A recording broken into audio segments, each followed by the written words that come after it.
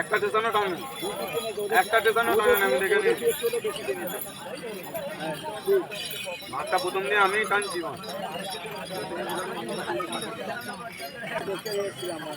আরে চলে যাবো তুই অত চাপ নিচ্ছিস কেন আছিস তোমার আমার চলে যাই বালি ভাই একটু বিন্দু দাও না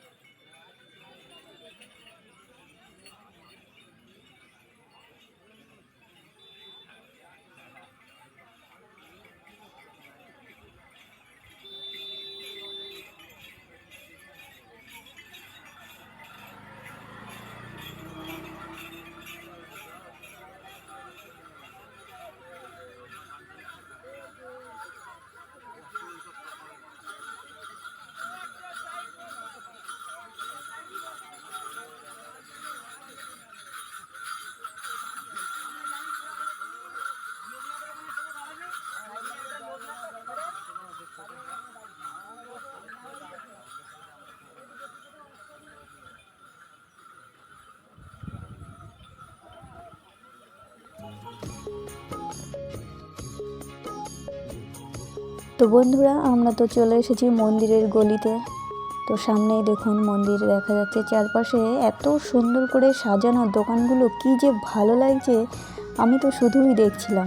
তো আমরা এই যে ঢুকে পড়েছি মন্দিরের মধ্যে। সামনেই দেখুন ওই যে বাবা ভোলানাথ নীলকণ্ঠ, তিনি আছেন আমাদের দিকে চেয়ে।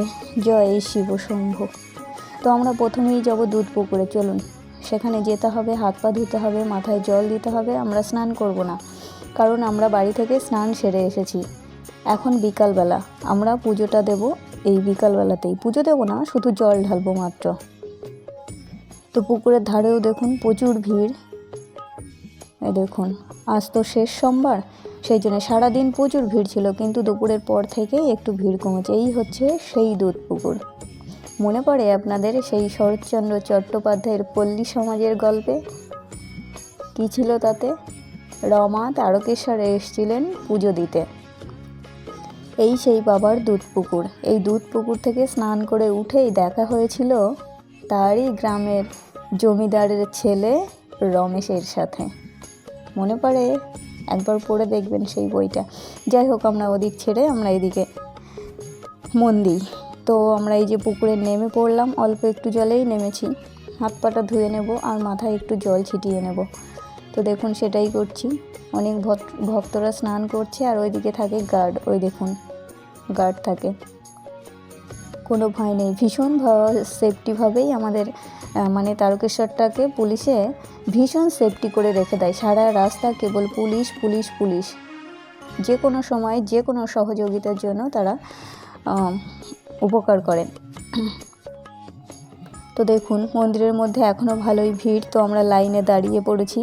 এই যে হচ্ছে সামনেটা বাবার মন্দির, মানে বাবার যে গর্ভগৃহ, সেই গৃহের সামনে এই যে জায়গাটা আছে, এই জায়গাটায় হচ্ছে ধূপ জ্বালানো হয়, ধূপদীপ জ্বালানো হয়।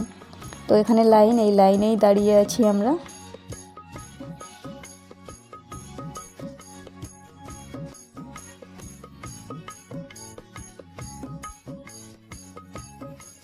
আমরা একটু একটু করে এগিয়ে যাচ্ছি বাবার গৃহের সামনে।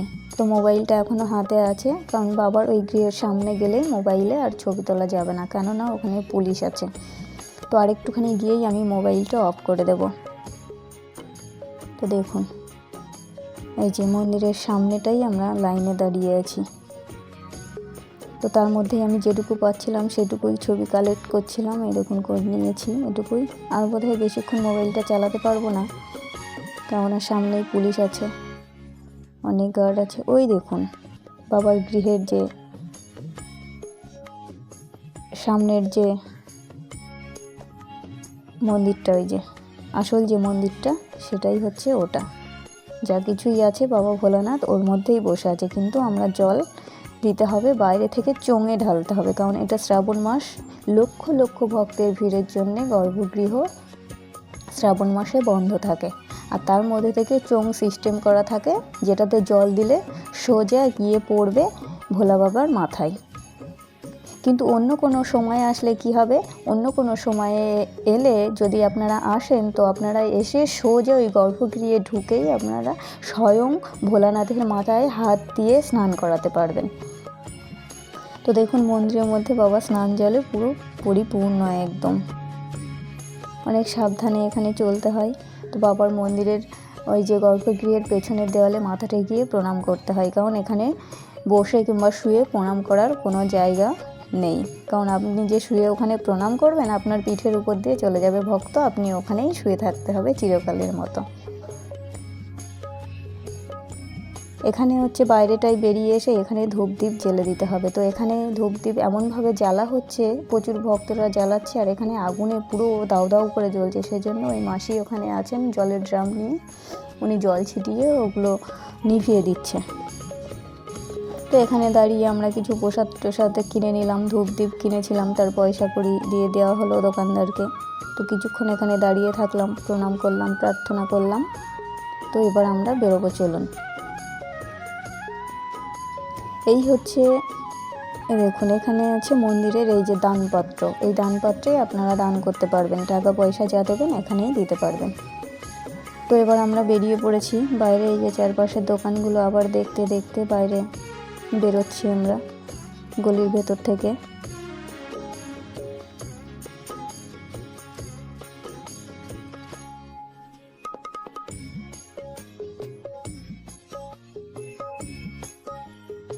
তো এখানে ভিখারিরা ভিক্ষা করে, আবার এখানে এক দাদাও ছিল, ইনি স্নান করে পুজো দিয়ে বোধহয় এখানে বসেছে, হয়তো ওনার কোনো মানত ছিল সেই জন্য উনি ওখানে ভিক্ষাপাত্র নিয়েই বসেছিলেন। কিন্তু আমি পয়সা দিতে পারিনি, কেননা খুচরো পয়সা আমার কাছে ছিল না, জানেন তো, খুব খারাপ লাগছিল। তো চলে এলাম, কি আর করার।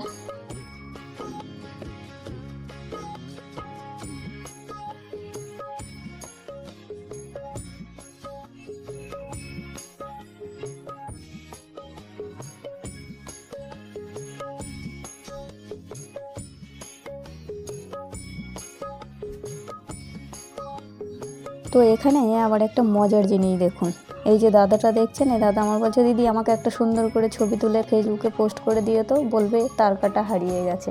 আমরা যে কী হাসলাম, আর ওনার একটা ছবিও তুলে নিলাম। তারপরে এলাম এই যে ফলের দোকানে, এখান থেকে মেজদি কিছু কলা কিনে নিল। ওই দাদা আবার বলছে আমার ছবি কেন তুলছো, মেজদি আবার বলছে কি তোমার ছবিটা ফেসবুকে দেওয়া হবে তোমার পাত্রী খোঁজার জন্য। যাই হোক, এখানে এলাম আমরা, এই হচ্ছে মন্দিরের মেন গেট, যেটাকে বলা হয় সিংহদ্বার। এই যে আমরা কিন্তু ঢুকেছিলাম গলির ভেতর থেকে, মানে শর্টকাটে যে রাস্তা সেই দিকে, আমরা এইদিকে আসিনি, এইদিকে পরে আমরা ঘুরতে এসেছি। এই মন্দিরটা আপনাদের দেখানোর জন্যে আমি এই মন্দিরটাকে গেটটাকে তুলতে গেছিলাম ছবি। তো ভেতরে ঢুকলাম, ভেতরে ঢুকে এই যে দোকান পেতে নিয়ে বসে আছে এরা, দেখুন।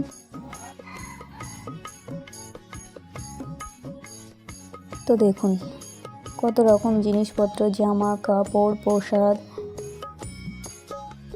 সমস্ত কিছুর দোকান সাজানো।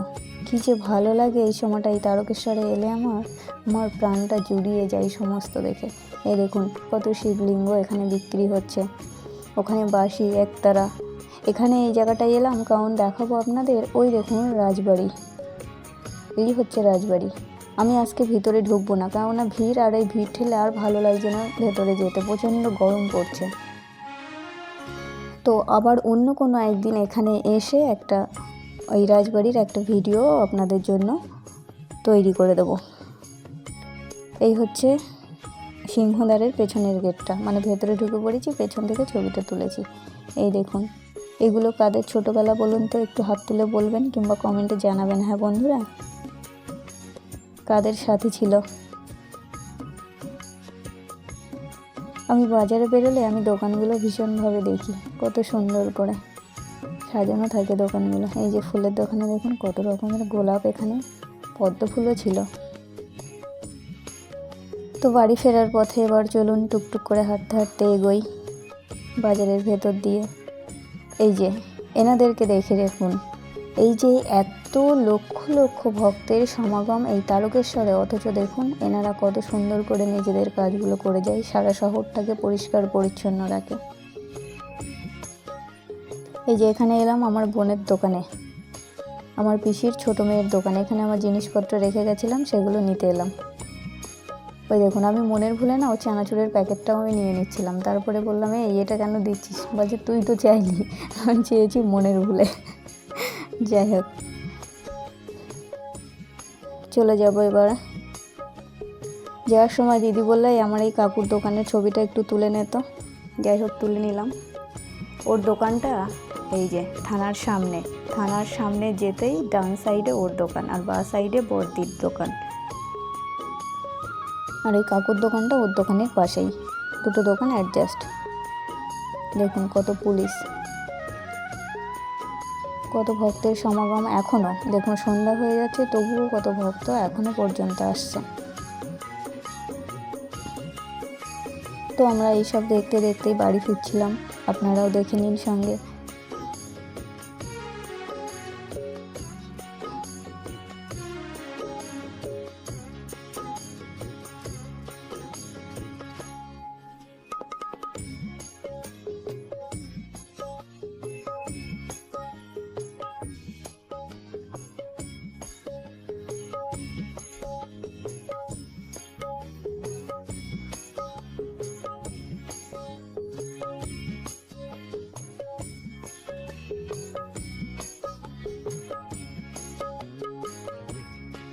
তো এদিকে আমাকে একটু ঢুকতে হলো এই বক্সের দোকানে, এই যে স্টিল জিনিসপত্রের দোকানে। কারণ এখান থেকে আমি দুটো কয়েন বক্স নেব আমার ছেলেদের জন্য।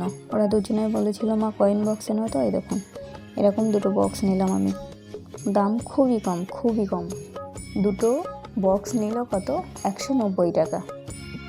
তাহলে একটার দাম কত করে পড়লো দেখুন। অথচ দোকান থেকে কিনতে গেলে সাধারণভাবে 1 থেকে 150 টাকা দাম নেয়। কারণ এর আগে আমি একটা কিনেছিলাম, সেই জন্যে জানতে পারলাম। আর ওই দোকান থেকে কিনলাম এই কারণে যে ওটা হচ্ছে পাইকারি সেলের দোকান।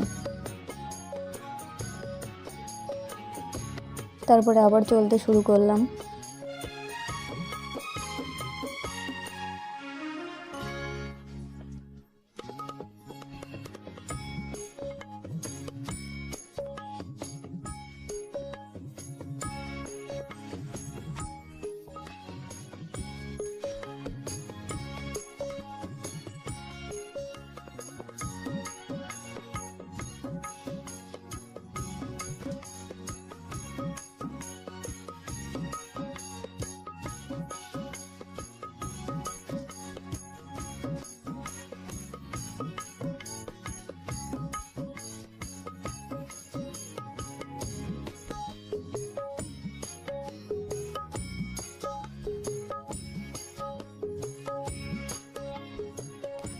ওই যে গেটটা দেখছেন, গেটের উপরে চূড়া, মন্দিরের চূড়া তৈরি করা, এই হচ্ছে তারকেশ্বরে ঢোকার মেন গেট। তো এই গেটটা অনেক বড়, এখানে প্রচুর ছায়া থাকে, ঠান্ডা থাকে। এখানে অনেক নিচে দোকানপাটও আছে। আবার দেখুন অনেক ভক্ত এখানে বসে বসে বিশ্রাম নিচ্ছে। জায়গাটা খুব সুন্দর জায়গা।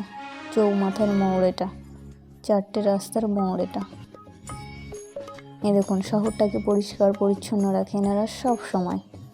এত মানুষের ভিড়ের মধ্যেও দেখুন শহরটা কিরম চকচকে থাকে, শুধুমাত্র এনাদের জন্যই। এই যে চারপাশটা একবার দেখিয়ে দিয়ে এই চৌমাথাটা এখানে, জায়গাটা খুব সুন্দর। জায়গাটা কেমন যেন পাহাড়তলি বলে মনে হয় আমার কাছে। দেখুন এখানে নিশান দেওয়া আছে, এই হচ্ছে তারা মায়ের মন্দির। এখানে অনেক ভক্ত বিশ্রাম নিচ্ছে, সারা রাস্তায় ভক্তরা বিশ্রাম নিচ্ছে। তো চলুন আমরা এগোই এই সমস্তই দেখতে দেখতে।